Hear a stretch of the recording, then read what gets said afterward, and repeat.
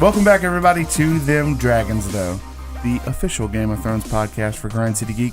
My name is Duncan, and with me, as always, is G-Daddy, Garrett Davidson. How's it going, man? And making his triumphant return? No, wait, you were here last week, weren't you? I've never missed Them Dragons, have I? No, you missed one, but you were here. I did miss one. Yeah, well, here's Will. Yeah, it's just Will, man. Bah humbug. Here's Will. Will, me and you just got back from a Comic-Con, didn't we? Yes, it was a raucous good time. Golden Triangle Comic-Con in Columbus, Mississippi. And it was a time to be had by all. I hope you have the time of your life. No, seriously, it was a good time though. I had a lot of fun, and I think we supported and grew and helped. I don't know. I'm out of it right now. We helped promote the Powers Not Included podcast, and I think it was pretty successful. Yeah, it was definitely successful. Yeah, and then I think we're gonna have some footage for the Grind City Geek page or in the HeroShot, because we got a cool interview that you filmed. Like Duncan was like all being the big man and getting up and it's like, here, have my seat, celebrity man. I was like, and we were getting ready to actually shoot the podcast, and Steven Russell of Fallout 4 and Skyrim fame and everything like that came over, and I didn't realize that both of y'all had asked him for an interview. I thought he had just come over on his own accord. Nope, ain't too proud to beg. And I was like, you know what, you can sit here, Mr. Russell. And then we it was a cool little 10-minute interview. The video will be up on the YouTube page here in a day or two. But with all that aside, this is first and foremost a Game of Thrones podcast.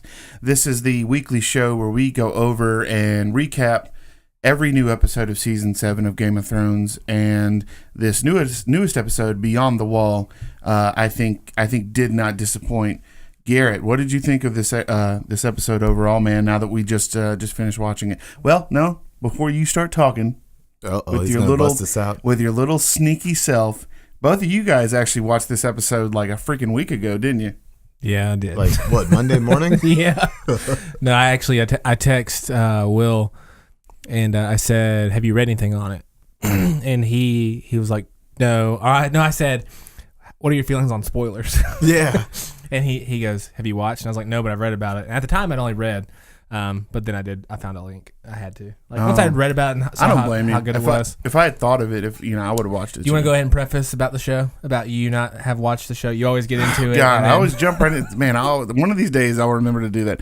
So yeah, this is a Game of Thrones podcast, but the funny thing about it is both you guys have watched every season of Game of Thrones multiple times, where I have not. I actually, prior to season 7, I really have no history with Game of Thrones whatsoever. I sort of just jumped right into it at season 7. And the reason for that is I just wanted to show that it is possible for someone who hasn't watched the show just to jump into it. And well, I mean, it doesn't help. It doesn't hurt when you've got buddies like you guys who are willing to help explain things to me. Thanks, man. No problem, guys. Oh, gee. Well, that helped when we were at the con, because I was telling people about Them Dragons though, and this one lady was like, "Well, I've never watched it." So many people don't watch the show, and that got brought up several times.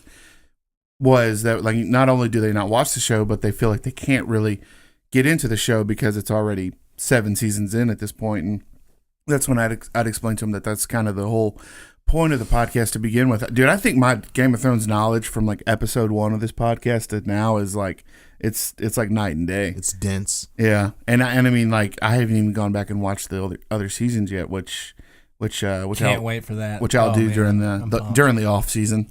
Yeah, well, the night is dark and full of terrors, so just get ready. So yeah, that's kind of the gist of this podcast. If you are listening for the first time, I know nothing about Game of Thrones, and you guys know everything. It's a little chaos, and chaos is a ladder. Chaos is a ladder. Look at us going with our puns. That was a high five. There's no video version of this podcast, so I'm just gonna shout it out. But no, back to this episode. It was fantastic. Number 1 with the episodes. It is. It Will and I were ranking our episodes, and for me, Battle of the Bastards was number one for the longest time, even more than the episode of Drogon destroying the 2 episodes ago. Yeah, the money cart from the Lannisters destroying the Tyrells. But so for me, this one is number one now. After seeing it twice, watching it on your phone and then watching it actually on a TV on a nice TV does make a huge difference. And so. No, it was a fantastic episode. I don't want to get too deep into it yet until we actually start going through the episode, but I absolutely loved it. What about you, Will? I mean, it was okay if you love amazing episodes of It's pretty TV. good if you like just amazing awesomeness. If you like dragons and, people about Cold. to die and then, a triumphant victory and then death and then overcoming that again and, plotting. It's cool if you like all that stuff. And I do. I really enjoyed this episode. It's so funny, Garrett. You had already watched it, and thankfully you didn't really give any spoilers away. Which I wasn't really looking to get spoiled, but we were just watching the episode together when it was legal to do so. HBO uploaded the version I watched. You're totally right. You're totally right. I watched it on the app. I thoroughly enjoyed this episode, and I think I did. I called out a couple of pretty poignant moments throughout the episode You too. did, and it was very hard to just be like, I don't know, man. I guess. Yeah, you played it pretty. Yeah, you played it well too. You're like, I don't know, maybe. And I was just like, oh, that'd be kind of cool. I hope they do that. So, I guess we'll just get right into it. This episode opened up with the Suicide Squad, aka Jon Snow, and his little and all the expendable characters. Yeah, all of the. I mean, I like some of those characters. The Hound, Nameless Guy. No, I'm talking about the actual expendable. Nameless Guy 1, 2, and 3. Yeah, there were like a handful of there was like five no-name guys that were totally disposable. And but no, like our little party of Party of 5.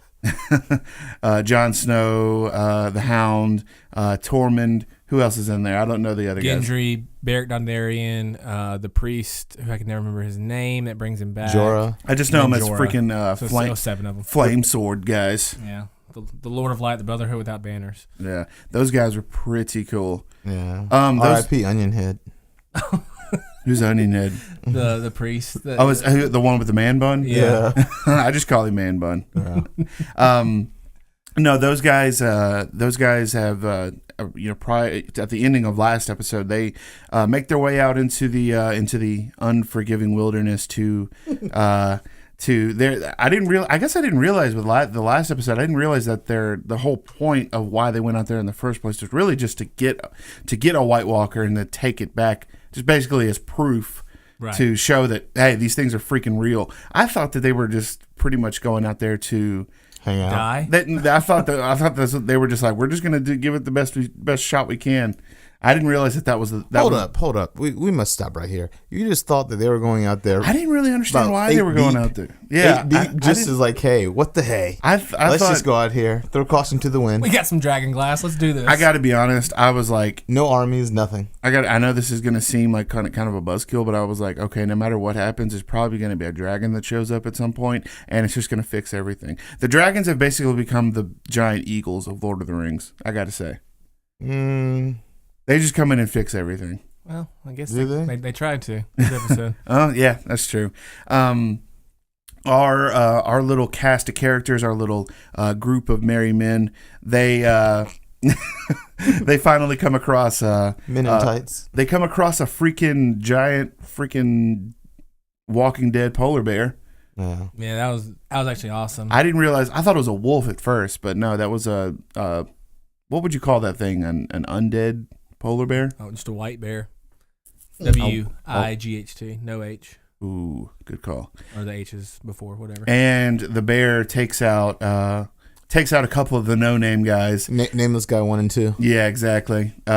Fur-covered soldiers, 2 and 3. Yeah, exactly. Probably free folk too. Even more dispendable. Yeah. I don't use the slur of calling them wildlings. Oh, and then Man Bun, of course, gets attacked, and and he does survive, but he does get wounded pretty badly. And well, do you think in that moment, what's the other guy's name? The guy with the eye patch, Barrett Cyclops? Dondarrion. Cyclops wheels. I think at that I think he took it that flaming sword. And he was trying to like cauterize the wound, which would slow the death. Right. But I thought, I guess me and my eternal optimism, I was like, oh, he'll be fine. He just got eaten by a giant dead polar bear. He'll be fine. That's when you asked me too, like, so if they get bit or stuff, like, do they turn? I'm like, no, it's not like typical zombies. Right. I still don't quite understand the etymology of the White Walkers. The Night King has the power. Well, it's the children of the forest, and they created something that went Ari. And anyways, we were talking about things suspending disbelief. Tormund got tore up. He did. Tore up. And I was just like, it's over.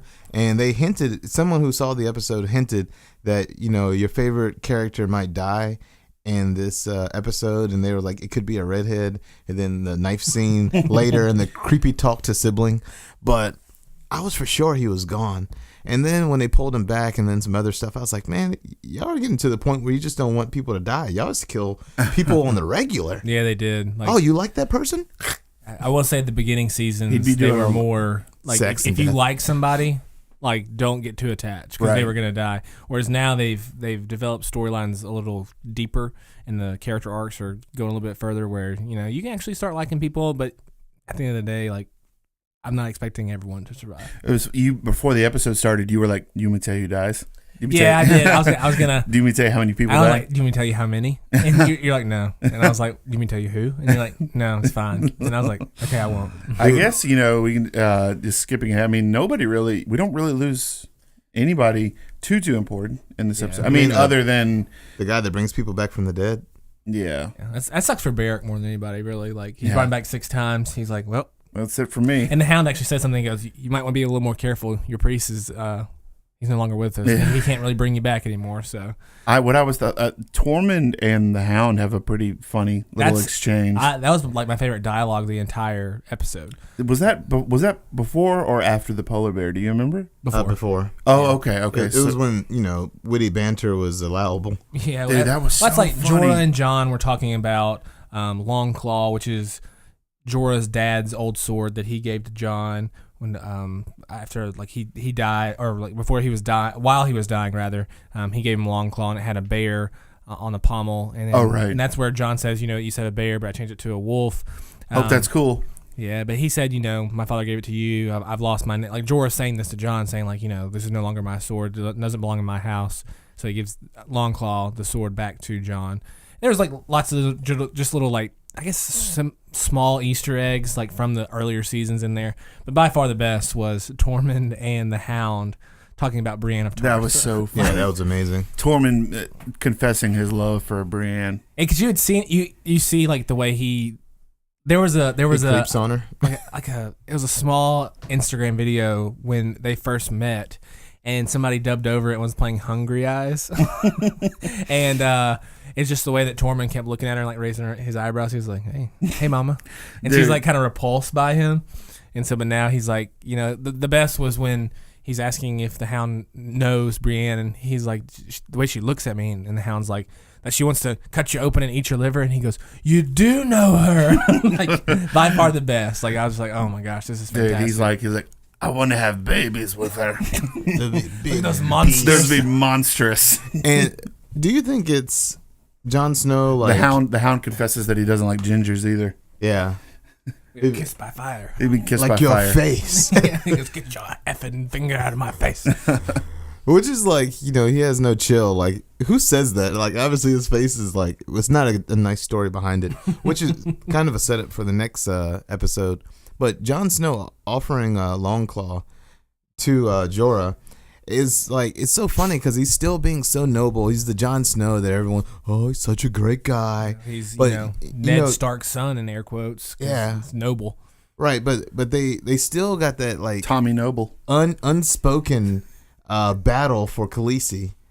It's unspoken, but you can see it. But they're still gentlemen about it. They're still on the mission. Obviously, not gonna like. Well, they do touch on that from Jon's point of view in this episode, and like the way later on after the battle and stuff, and he's holding Daenerys' hand, Yes, and like he won't let it go, and she's like, "Oh crap!" Like he's kind of falling for me, and like they actually another one.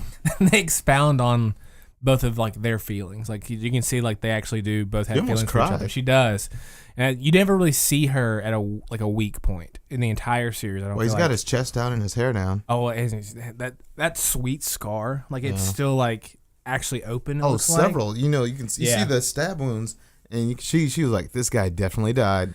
Yeah, and so because they kept saying she asked him earlier in the season, like Sir Davos kept saying you died. He's like, "Oh, it's how those stories go." Like he doesn't like talking about that and like how he was dead and brought back. So it's a moment of weakness. No, it was because he doesn't like to brag on himself. No, yeah, I know. It was. I mean, moment of weakness. He hung that little boy though. Suck it, Ollie. What was cool though, so they take out this white bear, whatever you want to call it, and did they kill the white bear? Yeah, the hound is sort of the hound. No, the hound. It's Jorah. Okay, Jorah. The hound was a punk. Yeah. He totally fire, man. That's the way he is. Like anytime he sees fire, he's like PTSD. Dude, he's like Martian Manhunter. I gotta, dude. The fire swords are awesome. I don't know how that works. I don't know anything about that. The Lord of Light, I don't understand what that means, but you don't serve the Lord of Light, dude. It's like freaking Game of Thrones lightsabers. Yeah. It's really cool. Yeah. But following that moment, the group then encounters the massive horde. The way you put it, the Walking Dead size horde. What happens before that? They come upon a group that's probably a scout team. Oh no! Yeah, you're right. The bait, and they so like you get one of those White Walker, almost like general lieutenant type which guys. They just seem to keep coming back. Yeah, there's like more of them each episode. That's just kind of the way it's going right now. But the living, like Jon Snow and his posse, they go and they bait these White Walkers and get them, and so they can capture one. That's how we learn that Jon Snow kills the leader of those, and we see all the other ones crumble. And they reference that. Jorah's like, what happened? And Jon says, well, maybe he was the one that turned them. And so if you can kill that, it's like killing the head of the snake, you kill the snake, like the body dies. Very Age of Ultron. You mentioned that too. You're like, just kill Ultron, and the rest of his little minions die. But you discover that if you destroy the main one, then the rest of them sort of crumble. And so, what's Age of Ultron? Oh, it's just this movie. It's a sci-fi movie. You wouldn't like it. Okay. It's this movie. It's got Robert Downey Jr. and I saw it. I didn't like it. I know. But it turns out that I think the White Walkers actually were baiting them. They might not have been, but it kind of turns out that way. Oh yeah, I didn't think of that. They just stuck that out there. They do capture bait. One, and he like screams, and Duncan's like, "What is that? Why is he shrieking?" I was like, "Well, basically he's calling the other ones, squealing like a pig." And he bites the glove of the hound, and but they go, and all of a sudden, like that's when that horde comes. And I told Duncan, I was like, "This is gonna be like you're gonna be like right up your alley," because you were like, "This is the most Walking Dead moment of Game of Thrones so far." I thought that the whole time. I was thinking about Duncan, and I was like, "He's gonna love this." That's exactly what I was like. Dude, I have plenty of knowledge on Walking Dead. That's a good frame of reference for me. And then they end up on this icy lake that's frozen over, and they come to it. Well, it starts cracking, but then they have the horde behind them, and so John's just like, they just go for it, right? And like, they go to this middle rock that's like elevated above. Yeah, it's like a perch. Clegane almost got him killed. Yeah, and they start surrounding the group of our little group of the Fellowship of the Ring. The fellowship, the one ring to rule them. They get surrounded by all sides, and this horde of White Walkers starts sort of creeping in on them closer and closer, and then that first sort of like layer of them sort of crack through the ice and fall through the ice, and then it just sort of turns into like a standoff because all of the White Walkers then stop in that ring around them. Oh yeah. And because they come to the conclusion that the ice is. Well, that's the thing is like it shows that they're not mindless creatures like right. a typical zombie. Exactly. I didn't know if that was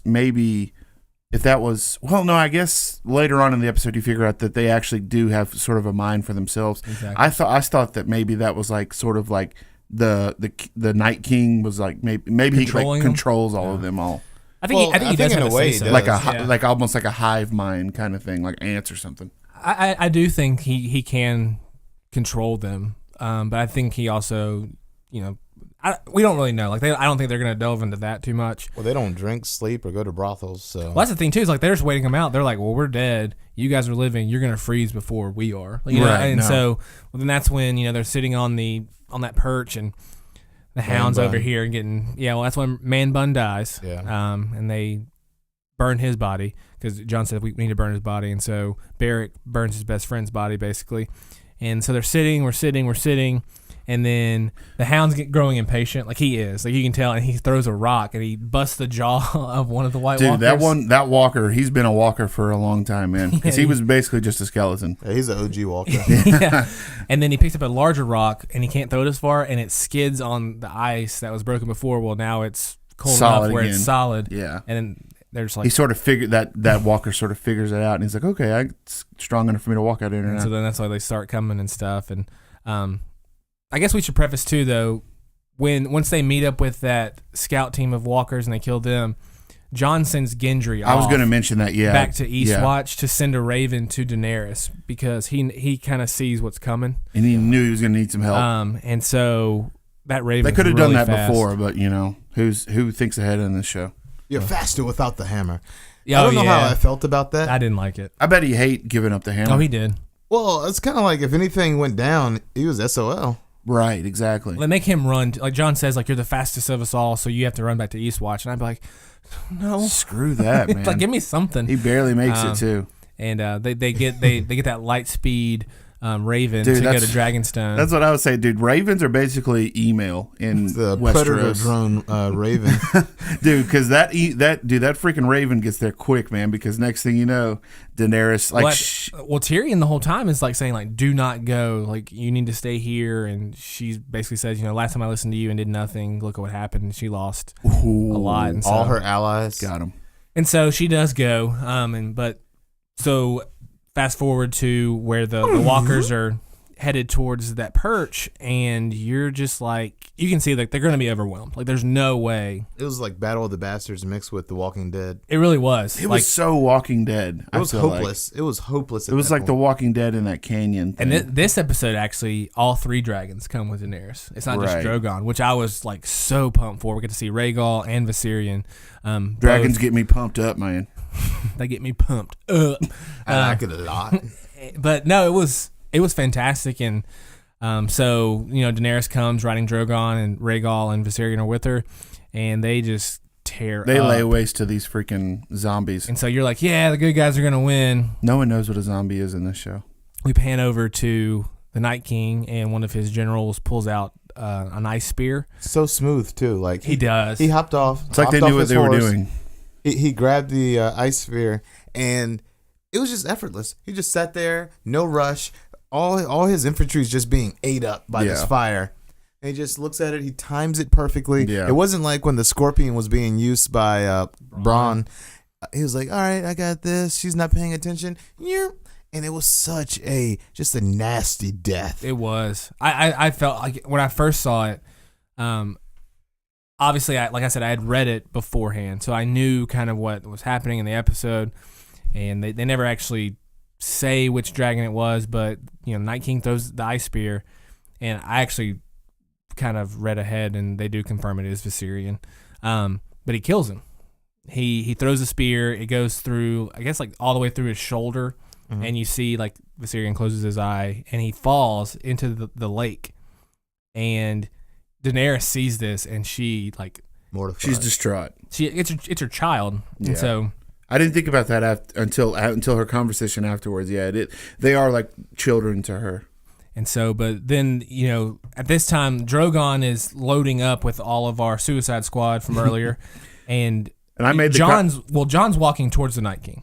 I made that comment to you, and because we had talked previously about, who gets to touch the dragons and survives kind of thing, and I was like, there's a lot of people touching that dragon right now. And that's what I said. Well, but I guess Daenerys this is a said, different, like, this hey, is a different come context. on, and, yeah. and she's in control of that situation. It's just like a technicality Right. thing. There's a lot of that kind of stuff in this show. But so John's walking Like, towards how's the that Night guy's King. sword on fire? I don't get it. John's going towards the Night King, and he sees that he has another spear. So he tells Danny, he's like, go, get out of here. Brother. And he gets like Terry Tate office linebackered into the lake, and he's falling, and Daenerys sees this, and they're waiting. People that listen to this podcast probably won't get that reference. Well, I just want to point out, the reason the dragon died is because of Jon Snow. It's Jon Snow's fault 100%. Why was he still fighting the walkers weren't that close to him? Like, he was just like, I want more battle. I want more battle. Well, and everybody was like loaded up, and he's just down there just I think off. Too, though, like, so he's reaching up for Daenerys first, and then he sees some walkers coming, which I don't know how much damage a single walker could do to a dragon. Like, we don't know. I mean, he could have flipped the tail and knocked that's over what I was about thinking 300. too. But he sees that and he's like, "No, I've got to make sure that they can get off." And so that's why he's trying being to his secure, hero. the love. Oh, that's totally what he's doing. He's like, "No, I gotta make sure that Danny can get out of here, and so she'll love me forever, even if Grandpa I die." I'm like, Jorah's "You're an up there. idiot." Yeah, Oh, the exactly. dragon. Look at me, I'm young and agile. And so we see Viserion fall into the lake and die, and they pan to Daenerys, and she's distraught. Well, then, like I said, Jon's walking towards the Night King. Night King's got another spear, and he's going for Drogon this time. Rhaegal actually, once Viserion gets hit, Rhaegal flies away. Like, he's like, I'm out of here. He goes, like a little deuces. Yeah, he's running to Cersei. He's like, I'd rather serve you. But so what? Jon at this point is like, go, and that's when he gets tackled into the lake. They wait for like a second. Then finally, Daenerys is like, let's get out of here. Daenerys was like, deuces. And then Drogon's trying to get out of there. And obviously, I told Duncan this. I don't see Drogon dying. Like, he's the one dragon I think safe. That's just kind of my... He's the one dragon that saved them all. Well, the one dragon to rule them.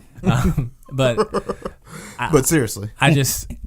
Unless it's the final episode of season 8. Like, that's the only way I see Drogon dying. Or he dies killing his Ice Walker. Yeah. He dies, and then you just automatically, you've assumed this entire time that he's a male, but then when he dies, like 3 little eggs fall out, and you're like, he's a boy, he's a girl. I guess they would have to mate with each other.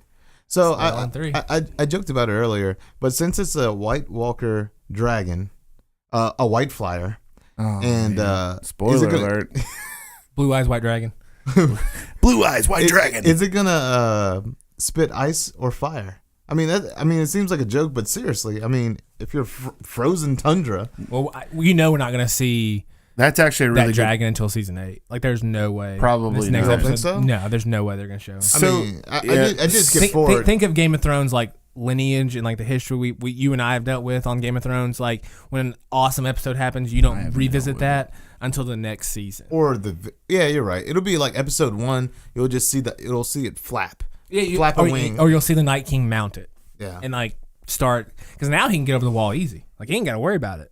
Yeah, he can take a lot of people over. Well, he can break the wall down. Just burn it or freeze it. I don't know. Maybe both. So since Will has no chill and decided to not bury the lead, like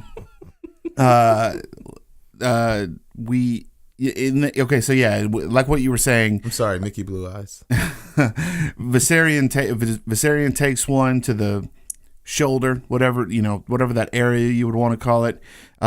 It goes down. That's where the good meat is. Sinks into the ice, and at that point, you realize you're like, okay, that's it for that dragon. I mentioned to you when we were watching the episode, Garrett, that I was just thinking, how cool would it be if there was a White Walker dragon?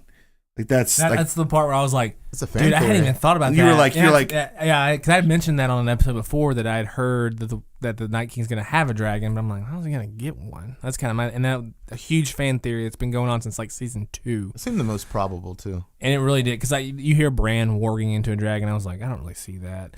And the 3 dragon riders, and then I actually think that this kind of thwarts the whole Tyrion being a Targaryen now. I don't know. Personally, it's still probable. Bran will let us all know, but I think we're in the part of the show where I think the most BS occurred. Right. So I love the show. Let me preface that. Loved it. Amazing. You're kidding. But when the Raven get in there and faster than the email can be sent, and the dragon getting there faster than an Uber. This is my Raven iMessage. Yes, exactly what it is. It's like IMs. And so, like, she gets there. All right, that's fine. I can suspend disbelief because it's a dragon. It can fly as fast as a F1. And so it gets there, and then they leave Jon Snow. And that's when the real garbage ensues. So Jon Snow fights off the 2 walkers in the ice who are dead. They sink or whatever. He gets up. He pulls himself up because he's a manly man. Dude, the hypothermia would set in immediately. And it's so cold. You obviously don't know Jon Snow. That's why he's named Jon Snow. You know nothing. So that part, all that's BS. And I'm just looking at it as like he's covered in water. He should just like instantly freeze to death. So, and then Benjen comes. Cold hands. Cold, yeah. You know, the blade of Game of Thrones, you know, the dual walker. And he's got some. I still don't understand that. You guys said that he's half White Walker, half. He is. So Is his mom a White Walker? No. No. So he is Ned Stark's brother. He took the black, and that's why Jon wanted to take the black, like become on Castle Black. This is not a. That's what it's called. Not a racial show, man. That's what it's called. Jeez. And, so he took the black, and now he's half White Walker. Yeah. So now he's gray. But Gandalf Greyhead. So he was a ranger, and what rangers did from Castle Black is they would go and investigate the wildlings and see what was going on out there. Excuse me. I'm sorry. Free folk. And everybody knows the wildlings just sell freaking travel ads. They're just trying to get you a good deal on a flight, man. And a hotel. But he went out there, and what happened was he came upon some White Walkers, and you see his horse actually comes back to Castle Black in one of the episodes in season 2 or 3. I cannot remember at this time. What's that horse's name? I don't know. You're not a real fan. You're right. You're absolutely right. What? He doesn't name his horses or his swords. But basically what happens to him, and a horse has no name. He becomes a White Walker before he actually dies. So he's like living between both worlds. This shows because what happens normally is someone dies, and if you don't burn the bodies, then the Night King can in one episode he just raises his hands and he revives all of the dead people and turns them into White Walkers. But what happened was he was dead inside. I think the creator because of the show he was taking the black. I think he's just making this crap up as he goes. Well, I mean, we're not with the books anymore. I mean, this is all fiction, anyways. Oh yeah, I forgot. Yeah, you're right. I forgot this was a historical document. Yeah. But no, we haven't seen Benjen since he saved Bran. Yeah, he only comes out to save people. And he goes by Cold Hands. He doesn't actually reveal that he's Benjen Stark to most people, but he actually it's a cool name. Kind of helps with Benjen killing White Walkers and saving the people of the Ice living. Breath Jon Snow. Yeah. Uncle, we have no time. Yeah, Go. Exactly. And then so he wanted like a hug and like hang out for a minute. He was like, "Where have you been? You know, I thought you were dead and stuff." Which I just like how he had his hair like over his ears like earmuffs. Yeah, you did mention that. You're like, dude, how do you do that? And I was like, I would too, if, you know, if I could. Yeah, like built-in earmuffs. But so when I was reading the synopsis of the episode before I watched it, they said that, you know, two main characters die, and one was Benjen, which I was like, I don't really know how he dies because he's. Unless they like fully turn him. You don't really see him die either, though. Well, you see him swinging his little like. You see his light incense. go out. I didn't know he was Catholic. Yeah, it's what kind of what it looked like, the little incense thing where they're like ding, the incense and they bring it out. But they pull him down, and then also the priest, Onion Head or whatever y'all call him. You didn't see the cinematography and the kind of I can't think of the word right now, but there was it had fire in it, and the fire went out. And that was kind of a metaphor. It was the metaphor of the fire of his life going out, which I thought was pretty interesting. Which he kind of messed people up for about 2 seconds. And it's like, oh, he might have. He gets on that horse and he's just like slinging and hitting people on the head, knocking them out, and then you get him off the horse and all hell breaks loose, and he just sucks at his Ghost job. Rider. That's what I said to Duncan. Like, oh, look, Ghost Rider's here. Ghost Rider's here. It's Nicolas Cage, everybody. Okay, so going back to suspending disbelief, which was hard to do. So Jon Snow crawls out the water, out of the ice bath. Water? The water? Yeah, I'm from Maryland. It's the water. I'm going to get some of those crab cakes. I'm sorry, brothers. He crawled out of the water and much better. Hopped on that horsey. And sounds familiar. He hops on that there Clydesdale. On that steed. And about 2 clicks down the way. And so he should have froze to death. But the horse, like I think Duncan said earlier, the horse just knew where to go. Yeah. So he's heading to East Watch. That horse had Google Maps. GPS, Google Maps, and MapQuest just locked right in.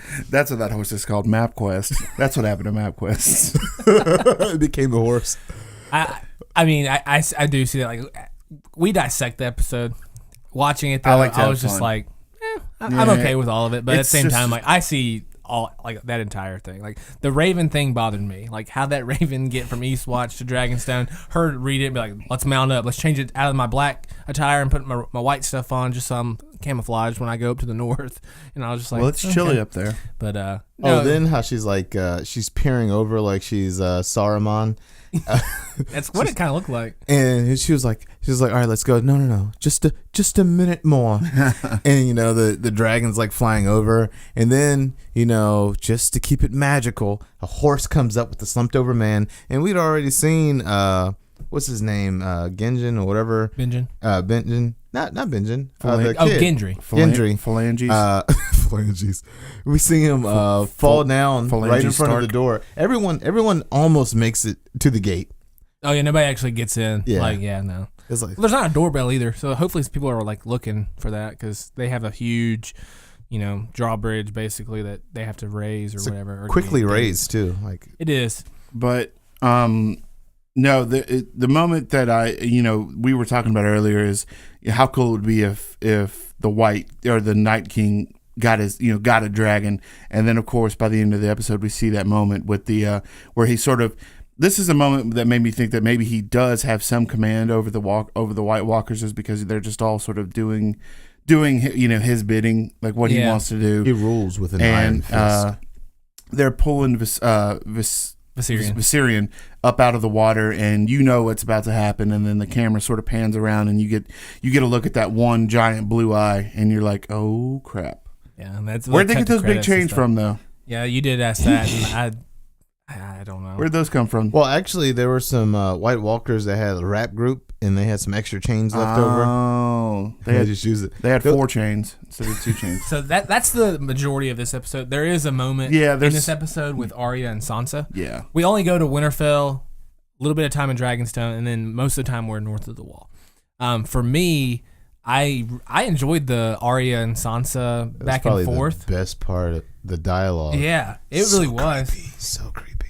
Like they're. What are these faces? Yeah, so Sansa's really skeptical of her sister now. She said some things that first Arya confronts her about the letter she wrote to Robb, and she was saying all these different things and how she was just a child and all the Sansa is nervous.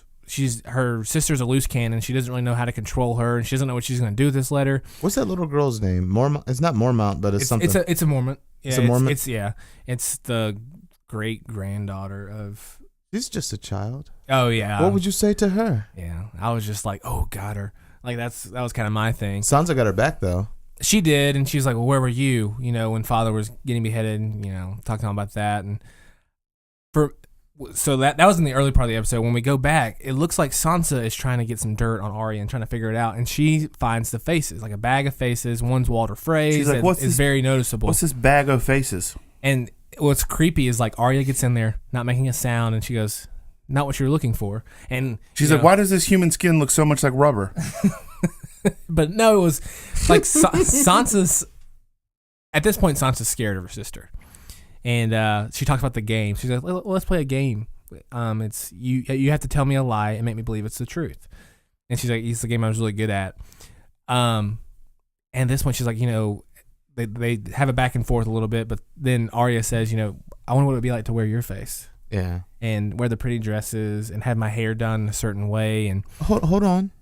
While they're having this conversation and she sees the faces, about quarter way through, there's a big sharp knife. She picks up cat's paw. Yeah, and it's pointed towards Sansa while she's talking and creeping towards her, having this very creepy conversation. She's like, I wonder what it'd be like to wear your face with a knife pointed at her. You think like, oh man, like she's not gonna like kill her sister and like skin her face, but Arya is the most like you don't know what's gonna happen with her. Everybody else is kind of like following suit, like they kind of have a pattern and we can see what's gonna happen. Arya's the loose cannon. Yeah. Like, you don't know. Yeah, she's the ladder of the show. And what is it? Chaos's ladder. Yeah. And so it's but then all she does, like, she confronts Sansa, and then she basically just turns the handle towards Sansa. Sansa grabs the knife, and Arya just walks out. And you can see, like, Sansa's kind of trembling. She's no one knows, but especially Sansa, because we got back to the bickering sisters from season 1. They've always just not got along, and for a while we were cordial. This season I felt like we were kind of cordial because they were happy to see each other alive, and they were reunited at Winterfell. Reunited. But Sansa's so good. Sansa wants more credit than she's getting, because she's like, you didn't win the North back. Jon didn't win the North back. The Knights of the Vale won, and they rode for me. Like, people should give me more that credit. pettiness is starting to come out. Oh, it was bad. And so, Arya doesn't really have an agenda besides, I'm killing these people on my list. So Baelish tried to spin his little web, and I think she tried to outsmart Baelish, because he was like, you should just use Brienne. But instead of using Brienne, she just sends Brienne off, which is curious, because you're scared of your sister, and your sister could probably kill Brienne. It's quite possible. I don't doubt it now. She may be the best fighter in the whole show for sneak attacks. She's like, what is it, Black Widow? Yeah, I mean, she's not going to, like, overpower the Hound or anything, but, like, death by 1,000 cuts, And Jon even says that when he gives her needle in the first season, he's like, you won't be able to, like, behead a man, but you can poke him full of holes. Yeah. And so, polka dot shadows. I don't know. Like, I'm assuming Arya's going to leave now. Like, I feel like she has to. I don't think so. You don't think so? Why would you leave it? Well, she doesn't want the power. Like, power's not her thing. Like, she wants to be a knight, and she references that in this episode about how, she tells Sansa, you always wanted to be the queen next to a handsome king on the Iron Throne, and these were, like, your aspirations, whereas me, like, I want to be a knight and wield a sword like father did. And so she was talking about the roles of men and women back then and how they're not really defined the way they should be, and Arya is just, like, she's so entertaining to watch, and on screen, Maggie Williams does an awesome job as her. Like, it's fantastic, and it's, like, palpable. Like, it really is. Like, when she's on screen, like, I'm like, man, like, what's she gonna do? And so it kind of goes back to when she wanted us to train with Brienne of Tarth, and she's like, I could train with this guy, but he didn't defeat the Hound. You did. And then she shows, I did feel like she showed a little too much there. For me personally, because Littlefinger was watching, Sansa was watching, Brienne was really taken aback, and then Podrick, who's like the squire for Brienne, was watching. And so, for me, but she's comfortable with who she is now, which I feel like before she wasn't really sure when she was at Winterfell before. And well, she's smelling herself too. Oh, she is. Like, she just took out a whole house by herself, single-handedly. But no one else really knows at this point. They know that the house is gone. Oh, they know that, but they don't know how. It was kind of an easy house. Not like she took out. Oh, yeah, it wasn't like she was taking out the Lannisters. Blackfish or anything. Yeah. Whatever happened, I was wondering that. So, Blackfish was taken over, and they gave that castle to the nephew who was betrothed to one of the Frey daughters. And we have not seen, but she was actually attractive. The Frey daughter was actually, this one in particular was attractive. We have not seen anything to do with Blackfish. I thought he died in the battle. The old, like the man Blackfish, or I guess like Blackfish did. The assumed death. But we died didn't at see the nephew. SeaWorld, didn't he? Oh God. An orca did die. Like, I know. Great grandmother or something. I haven't said anything in about 5 minutes, so I had to say. We're bantering. I had to let people know that I was still alive. He's asleep. Duncan is still here. He went to take a dump. No, but anyways, I was thinking. I that did come into my mind because I told Duncan this. I haven't told you, but like I started season 1 over again. Like I'm going back through again. Oh, just that's to pick that good up more incest in that first season. And I told Duncan too, like today, while we were watching the episode, I was just like, it's amazing how like camera technology has changed in 7 years. Because when you watch season 1, you're like, why is this so grainy? Is this in standard def? Like, but now it's freaking like crystal clear. Season 7, I'm pretty sure they shoot most of the episodes in like freaking season IMAX. 1 is so weird because Bran was so integral right there at the beginning. Yeah. You know, He things I do falls for off, love. and then he comes back in season 4, and then like there's a huge arc there. In season 5, there's an arc, but then he's gone from the whole season, and then you know they bring him in at the end of 6, and then now he's here, and he's been in 3 episodes, which I mean I guess is half the season so far, but He's been in more now than he was before, but yeah, the first season was like all about him. he And, went from like a lovable character to after people I think hate him. the Hodor thing Yeah. started the kind of distaste. It's like, oh yeah, they need to be saved, but you just ruined the guy's life, and then he died after you like broke his brain, and now he's just like ice cold. I guess since we're not getting Lady Stoneheart, you know, it's gonna be like Right. Bran Stoneheart. Yeah, we're too far in to get Lady Stoneheart now, unfortunately. But he's But ice no. cold. You were so beautiful that night. You were assaulted. Oh, dude. You could have told her anything else. Like, hey, you know our brother John? He's not really. He's actually Targaryen, but, you know, he's kind of like a cousin. So, Yeah. but I don't know. This episode was fantastic. You haven't seen the preview for next week. Yeah, I need to see the preview for next week. But That's what I wanted to kind of try and close this episode out with is sort of what are our expectations for the finale next week. it's so sad it's the finale. It's like, it crazy, really man. I is. feel like we blew through it so quick. I don't know. I'm still trying to just debate on what we're going to do with this podcast, like during the off season. I think, you know, and I might just put it out to people out there to think, you know, if they want to send in, you know, suggestions or anything like that. I was thinking maybe while this show's on break, maybe there's something else that we could get together and watch and do, you know, recaps of. I don't know. Maybe, you know, something else, some other show that we could check out. I don't know. I'm still thinking about that. We should just go to the listeners. We're gonna do some Lifetime movies, you know, Oh, something man, like I that. hope so. God, I hope Oxygen so. Channel. The we. We could just start doing episodes of Grey's Anatomy. Yeah. Please? So yeah, what do we expect for the season finale? Do you think it'll We'll let end Will with go a, first you think- because you and I actually watched the preview for the episode, like for next week's episode. Oh, okay, yeah. We actually saw like kind of what we're gonna expect. They obviously don't give too much away, Right. But Will, what do you think? What's gonna happen is Cersei is gonna be extremely agreeable. She's gonna be courteous. She's gonna give him a hint of dissension. You know, she's gonna be tinkering and have her plan, and I think she's gonna be slightly taken aback by the Walker, but I don't think she's really gonna care, and they may just try to take out Daenerys if they get a chance, depending on what kind of force they take into the city, because she doesn't think straight. But I think at the minute that they're about to throw hands, to use Memphis terms, here comes the Night King knocking down the walls, like a giant. and and the white. I think at the end, the last seconds, you see the White Walkers breaching one of the parts of the Night's Watch. That is. I'd bet money that's what starts it all off. I hope that's the final scene we get. Like I really do. That would be really cool. So Duncan and I watched the preview. I'm Duncan. And He's back from the bathroom. Yeah, he made it. What's going Wash on, your guys? hands. It was a double flusher. Oh God. So we see Jaime and Cersei, Daenerys and Tyrion, Jon, probably the Mountain. I'm assuming the Hound because he had the White Walker, Clegane Bowl. which can't wait for that. That's gonna be season 8 though for sure.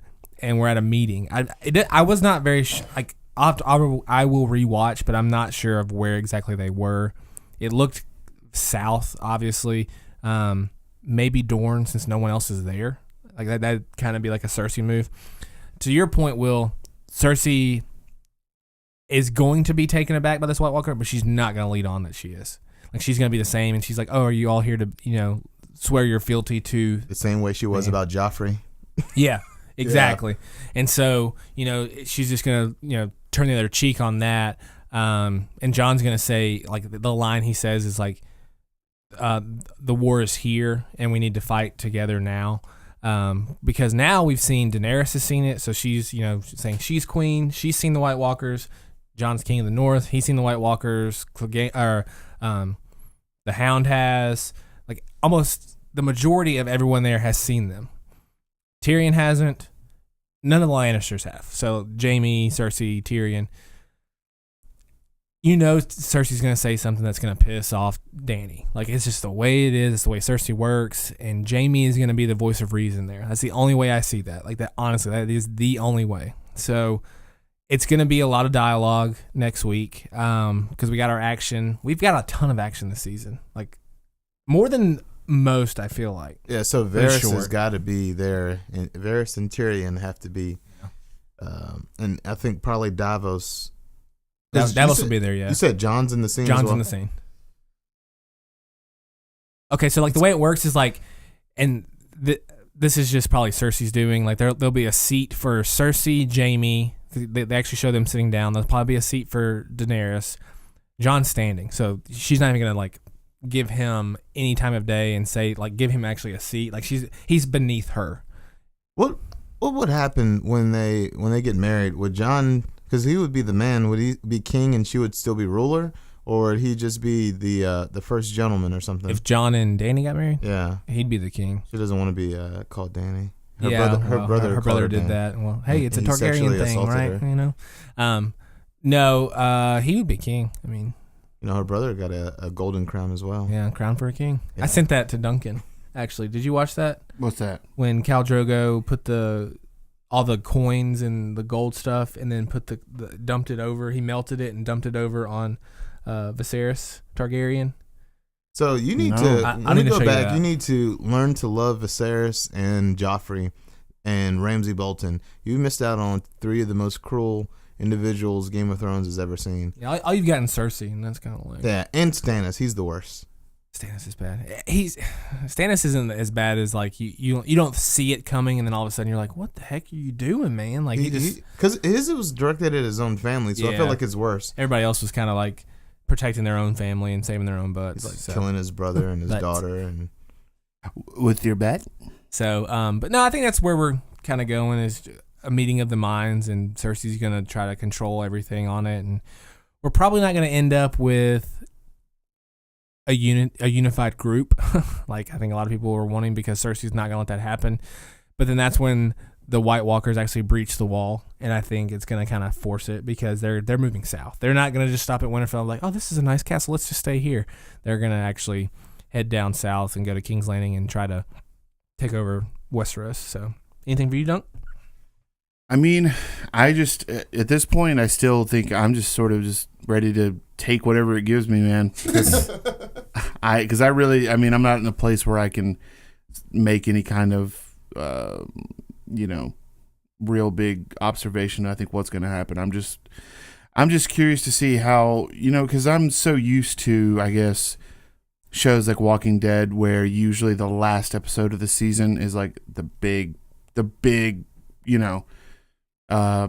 finale, the big money shot without Game of Thrones does that. We just saw the big show. Right. No, I understand that. And so I wonder how, what we'll get from this next episode, because I really have nothing to sort of, I have no frame of reference for. We're definitely going to get a cliffhanger. Like that, the end of the episode, just right, to like. We won't get, you don't think we'll get any like massive big battles or anything like that. You got that. Which I guess makes sense. That's an interesting way, because I think shows like Walking Dead, it would be the exact opposite. Right. We would have ended with Walking Dead, we would have ended with that shot of the eye, the big blue eye. That would have ended the season for Walking Dead if this show was another, any other kind of show. It just whets the appetite for what they're going to do in the finale, is just whet the appetite for season 8, because it is the final season. Right. So they don't want to. They did have to speed everything up, and like this is a good season to jump in on, because it's fast paced. Right. No, I agree with that. I think this is one of the better ones that I mean. I think you say that, but what if they don't wrap it up season 8? They're planning a 3-hour straight to TV, made for TV movie, and that's going to give you all the answers, and it's going to be called The Ending. And that's going to tick everyone off, and it's like, well, they didn't finish it. It's kind of like what's the Dexter? show? Yeah, well, I Seinfeld. Seinfeld had a good ending. No, it had an awful ending. You shut your mouth. I'm talking about where they had the Journey song playing, Sopranos. That's an HBO thing. So yeah I mean, it just cuts off. Yeah, I could see that happening. I hope not. Like, I want some closure. I could see the 2 dragons going at it, and the ice and fire Fire and Ice. There it is again. And What they if that's, go. What if that's a good call, Will? What if that? Because I got to say, I have a hard time seeing a white walker dragon breathing fire. That's just me.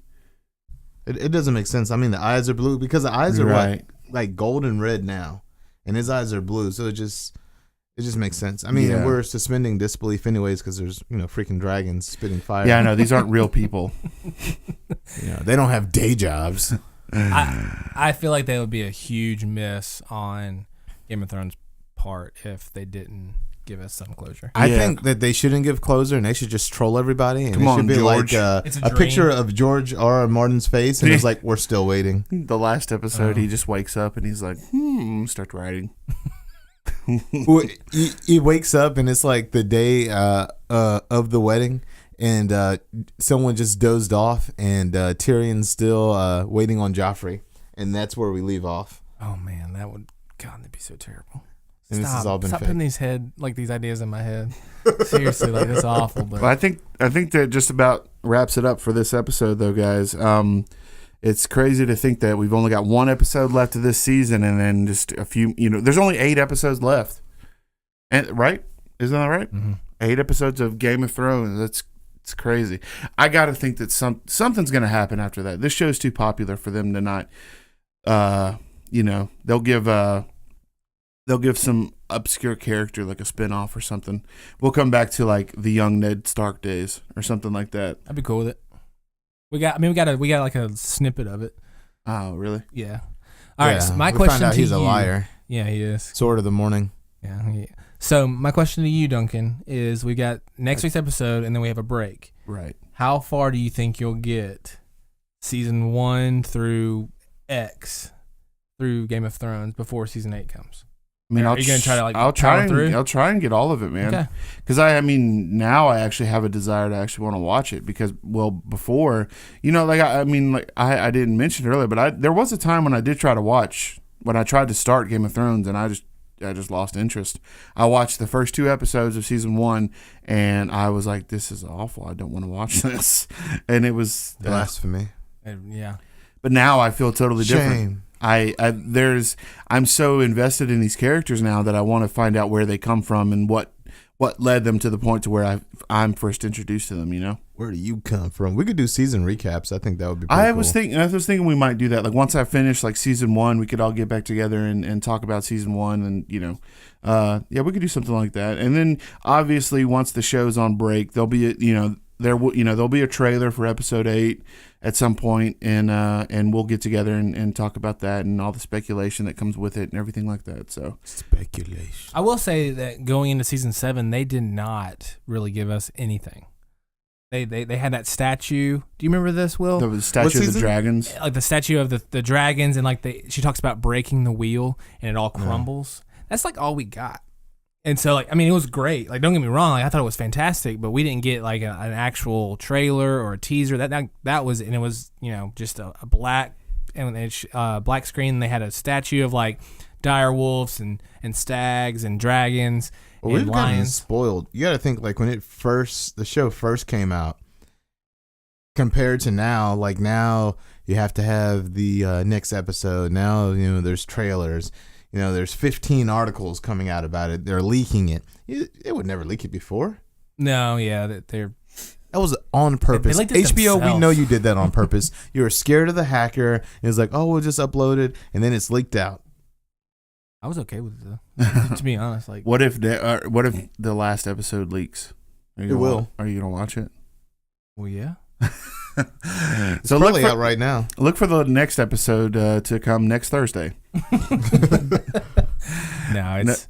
I think the season recaps would be a good idea, especially Yeah. for you. Yeah. And if like we can not watch every episode together, but watch a few of them together, and then you can ask questions as it's on screen, and we can kind of Yeah. go through it that way, because that's how I've done it with other people. Right. And they're like, wait, who's this? And like, because the first episode we see John Aaron, and you're like, who the heck is this? I'm like, no one knows who that is until later on you find out who that actually Gotcha. was. So Well, I guess that just about wraps it up, guys, for episode 6 of season 7.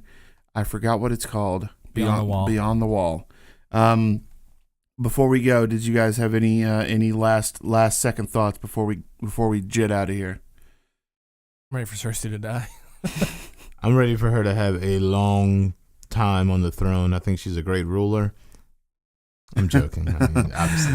Well, if you guys are checking us out on iTunes or on YouTube, I urge you to give the channel a subscribe and maybe even a like or something like that. If you like this podcast, I want to urge you guys to check out the HeroShot podcast, which is a show where the three of us get together and we go over all of the latest news and the biggest news, the biggest stories in the world of movies and TV shows and comics and everything like that. It's a grand old time.